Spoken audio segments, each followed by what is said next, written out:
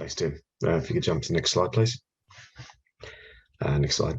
So, Forest Gold, we are a fundamentally different business to the last three businesses you heard from. We have 6 projects, 3 are located in Indonesia, and 3 are in Australia, which are copper gold exploration and near-term development projects. The projects that we acquired before we came along had over $40 million in exploration money spent on them by some of the major mining companies in the world, Barrick, Newcrest, Anglo American.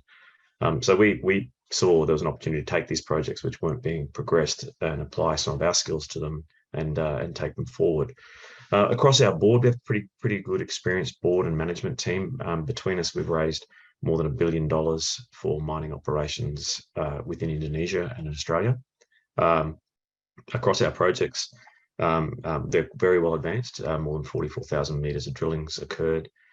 We listed on the 28th of March at a issue price of 20 cents a share. I think we're about 69 cents a share at the moment. Market cap of around 150 million. As of today, there have been 70 IPOs on the ASX in 2022, and we're currently sitting at number 1 in terms of share price growth. So it's so far so good. We're well progressed in advancing the projects from the stage we got them to the next stage of exploration and development. Next slide, please.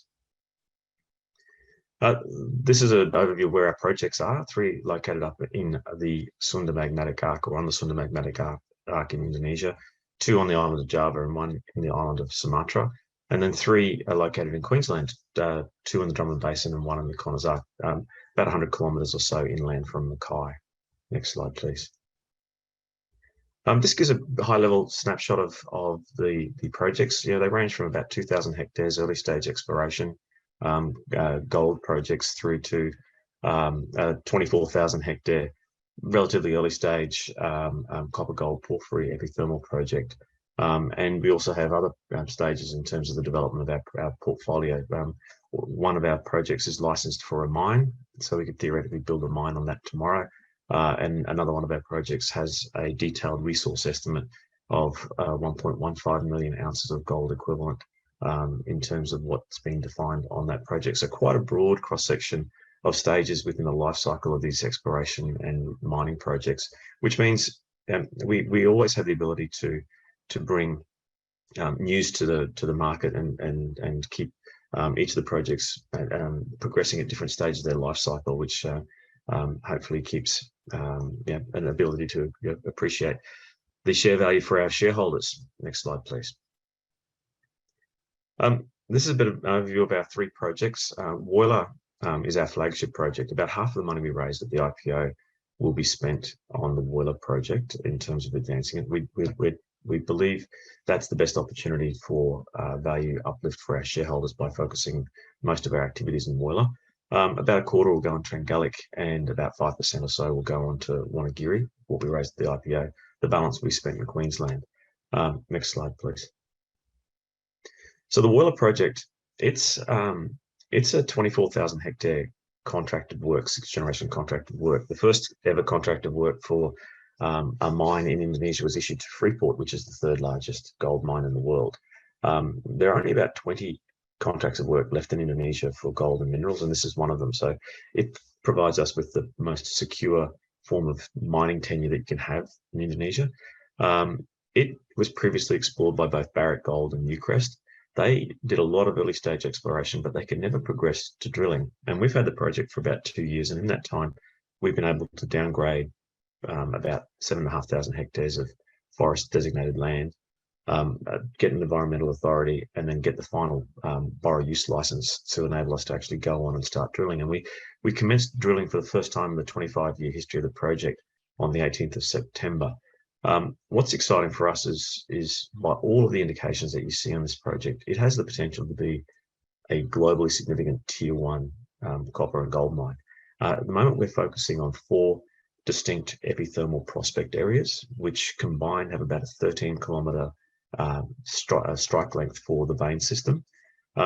Across these 4 prospects, each of the prospects is returning in the assays that have been done from rock sampling and trench and channel sampling done at depth, Each of the prospect areas have returned bonanza grade gold and high grade silver assays so far for the rock sampling. The highest grade of gold that we've seen is 119 grams per tonne, and the highest grade of silver is nearly 1,200 grams per tonne of silver.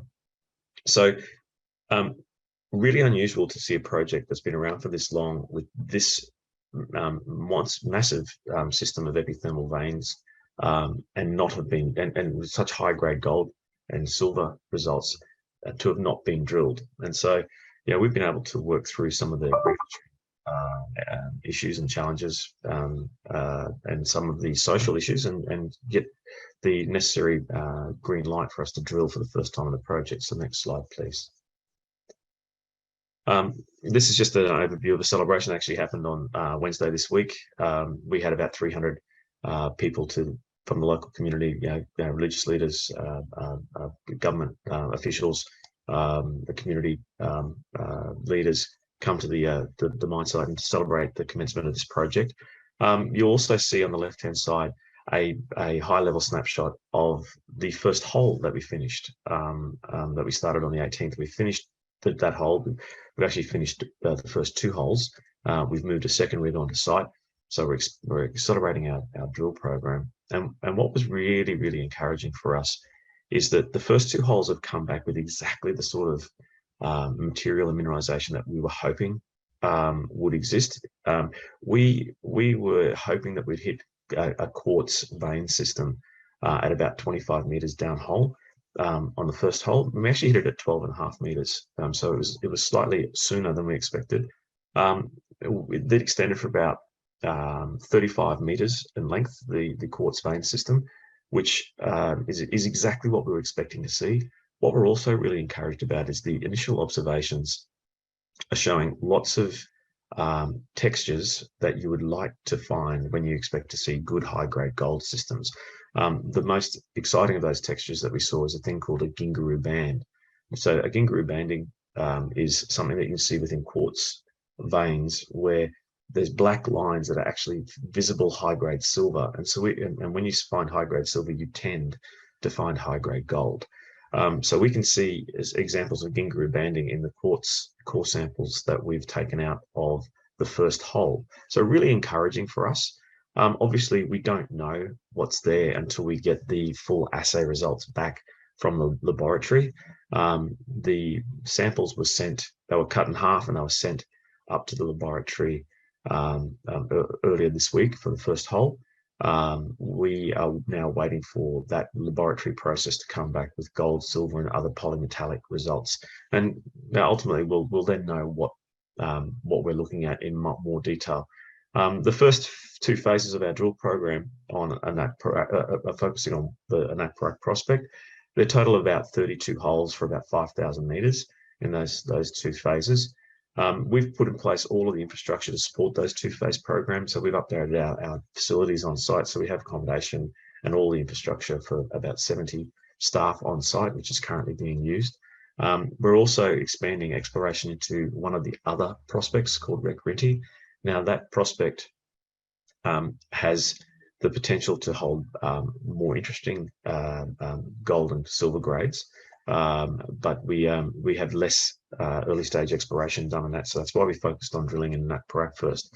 So we've gone and moved a geophysics survey team into Rekrinti to confirm up what we think would be the first phase of the drill program. So we've identified a 6-hole, 1,000-meter drill program at Rekrinti. So we're now going over there, doing some detailed geophysics analysis to see whether or not our model is backed up by that level of analysis, and then look to expand our drilling into Rekrinti sometime, hopefully before Christmas. Next slide, please. Our second project in Indonesia, as I said, that it's taking about a quarter of our raised capital in terms of our allocation of expenditure. What we like about this project, this is licensed to build a mine. It's a nearly 13,000 hectare tenement.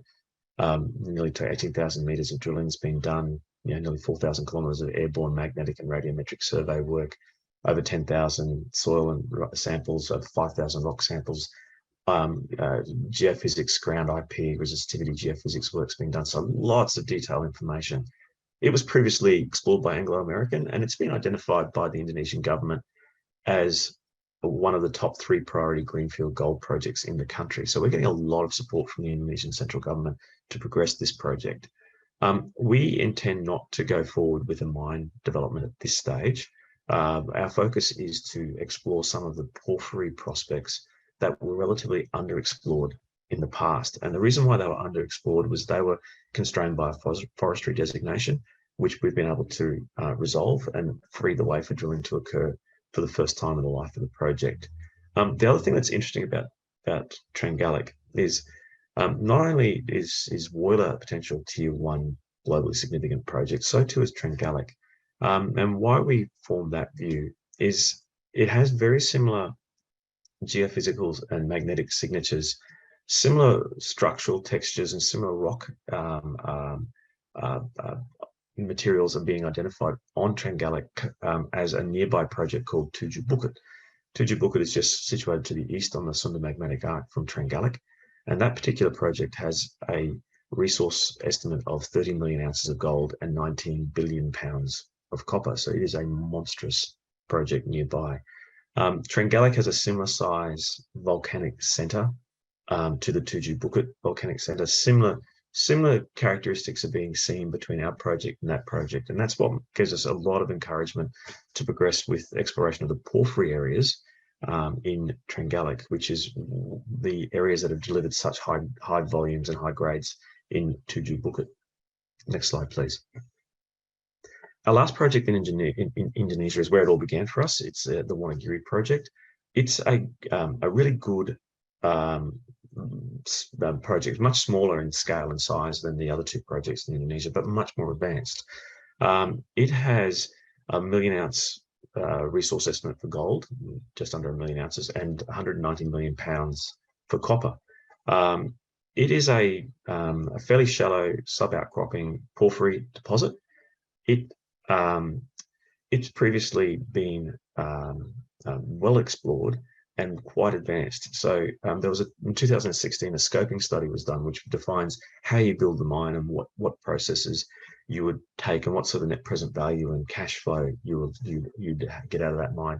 Now, when that scoping study was done, gold was $1,350 an ounce and copper was $5,500 a ton. Now, gold's in the 1600s and copper's in the 7,000s. So we've gone back and we're redoing the scoping study, and we're looking at what the mine development life will look like, what the capex will look like, what the total net present value of that mine will look like. That we currently have the draft of that scoping study, and we're reviewing it and making sure we're comfortable with all of the inputs and the outputs, and being comfortable to adopt that work that's been done by one of our consultants. At the same time, we're also progressing, transitioning the exploration permit into an operation and production permit like we have in the Trenggalek project. Now, to do that, we need to get an environmental approval, and then we can transition the permit. So there are a couple of technical approvals that are required, and then the final environmental approval. We've got the first of the 2 technical approvals, and we've submitted our environmental framework for review. So that process has been ongoing for over a year. Getting the environmental approval, and we're in the as I say, only one more technical approval to be received, and then we have to go through approval of our environmental management and monitoring framework that we've submitted. Next slide, please. We also have 3 great projects in Queensland, and we're really excited by these projects. They aren't as advanced in terms of the work that's been done on the Indonesian projects, but they're also really, really good. And we picked these projects for a specific reason. We saw them giving us a strategic hedge between any potential jurisdictional operational issues that may occur in progressing our Indonesian projects by having 3 great projects in Queensland, which is a jurisdiction that's probably better understood by most of our investors who have invested with us on the Australian Stock Exchange. So they're much earlier in terms of advancement than the Indonesian projects, but they still are quite advanced. For example, both Hill 212 and Mount Clark West have both been drilled, and there's quite a bit of information on both of them. Bluegrass Creek, which adjoins Hill 212, is very early stage. So next slide, please. So Hill 212, am I running out of time, Tim? We're getting there. We're getting there, Paul. Okay, so just quickly, Hill 2 and 2, we just finished phase 1 of a drill program on site. So we did 11 holes, 2,000 odd meters. We did that program not to try and chase grade like we're chasing in Euler. We did that to get a better understanding of the mineralogy in that prospect. We have a hypothetical model which says there's good grade at depth. So we put a couple of very deep holes down, nearly to 400 meters, three deep holes, and we put another 7, 8 shallower holes to understand some of the geophysics work we've done, some of the outcropping that we've seen, and also the model that there might be higher grade gold at depth. And we'll wait for those assays and have them back in the next sort of fortnight to 3 weeks. Next slide, please. Bluegrass Creek, early stage project, adjoins Hill 212. We like the asterospectral survey work we've done, which indicates that the vein system within Hill 212 extends up into Bluegrass Creek. Next slide, please. And then we have Mount Clark West, fundamentally different project to the other two. It's a deep, potentially deep copper gold molybdenum porphyry anomaly. It's previously been drilled and had some geophysics work done on it. The drilling, we believe, clipped the side of a large porphyry system. So we've gone back and done about 18 kilometers worth of deep ground penetrating geophysics work that's given us data down below 700 meters of depth. We're waiting for the processing of that data to come back, and then we'll get a better understanding of whether or not we do have what looks like a large-scale copper-gold porphyry sitting at depth. And then once we get that work, we'll decide whether we do some scout drilling or whether we do a bigger drill program to prove that up. Next slide, please.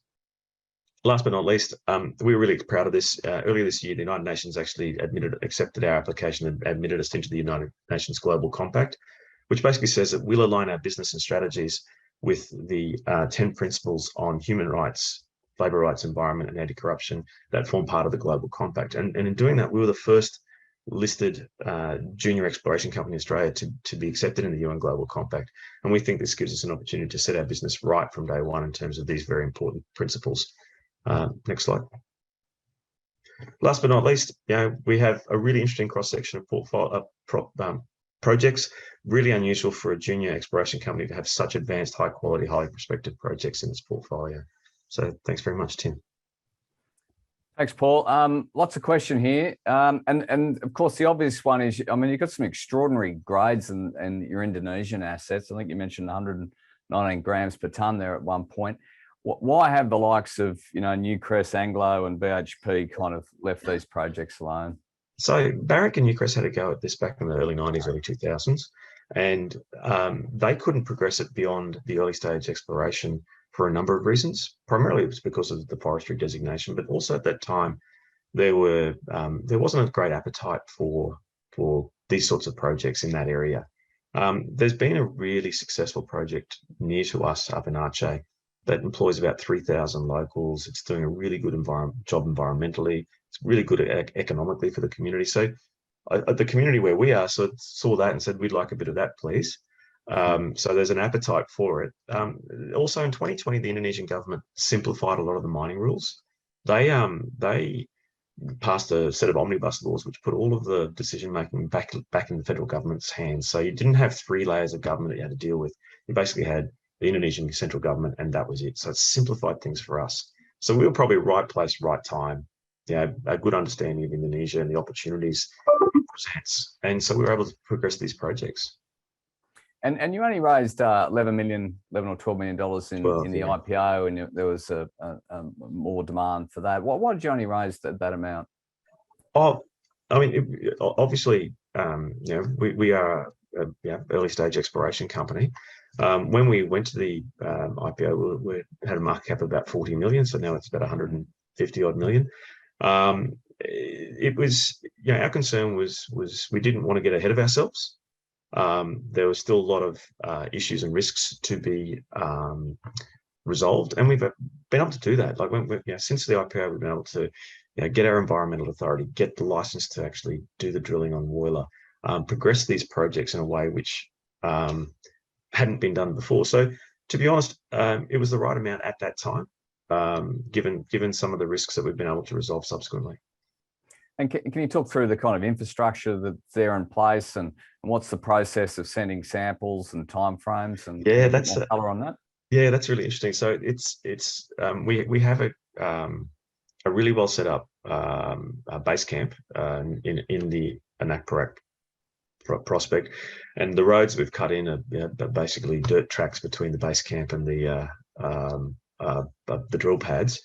In terms of infrastructure, so there is power that goes nearby the tenement, but we're not accessing the high voltage power at this stage because it's just exploration, not mine development. But that's a good opportunity for us for the mine development. The logistics to getting this the samples back, we're actually working through that. So the first samples we sent back, and it was about 470 kilograms of rocks for one hole. And to send that by plane is quite expensive, and it's quite it can be done in just 2 days by plane.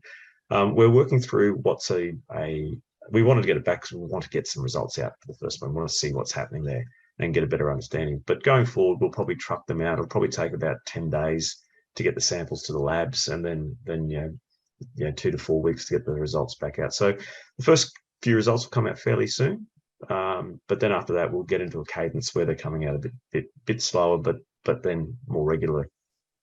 And there's a question here on power. I think you're working with, is it Quantum Power Asia? Yeah. Can you give us a bit more color on your power on that sources? One? Yeah. So Quantum Power Asia, we signed an MOU with them. They're a really interesting EPC power supplier.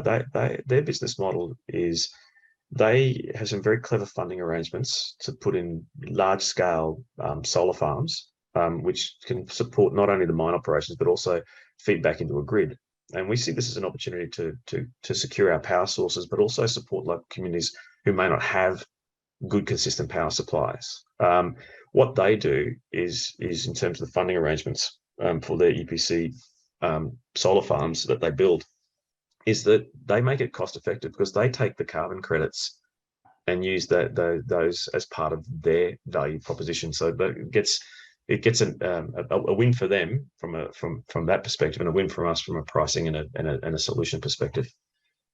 And ESG is obviously on everyone's minds these days, investors, and Indonesia probably isn't associated with those sort of principles. What's changed there recently, and what does that mean for Far East? Well, quite remarkably and counterintuitively, Indonesia's probably been at the forefront of ESG, because when we get our environmental approval, the AMDAL approval, it's actually not just an environmental approval. It actually includes a social assessment. So we actually have to do a social impact, and we have to include a plan on how we're going to deal with the community and support the community in our project. So that's actually an element of their regulatory framework that's been around for a long time. They've never called it ESG, but it actually is in its root a treatment of not just the environmental impact and the way you deal with environmental management and monitoring, but your social impact and how you deal with that as well. So it's really interesting. And just finally, we always finish on this question, kind of milestones moving forward, time frame to production.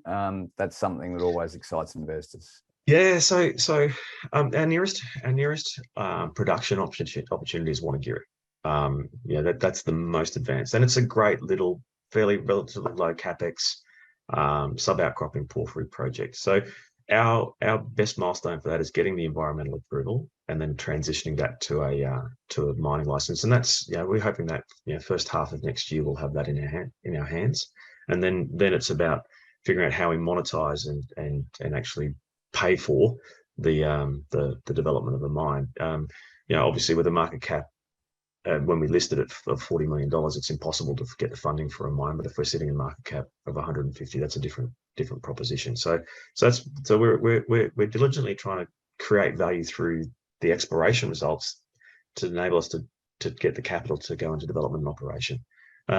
Other big milestones, obviously getting the assay results out for Euler, drilling into a second prospect in Euler, getting the geophysics results for Mount Clark West and the assay results for Hill 212. So quite a lot of bit of interesting news coming up in the next sort of 4 to 6 months.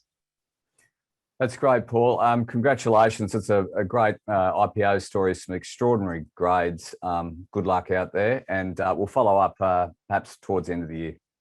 Thanks, Tim.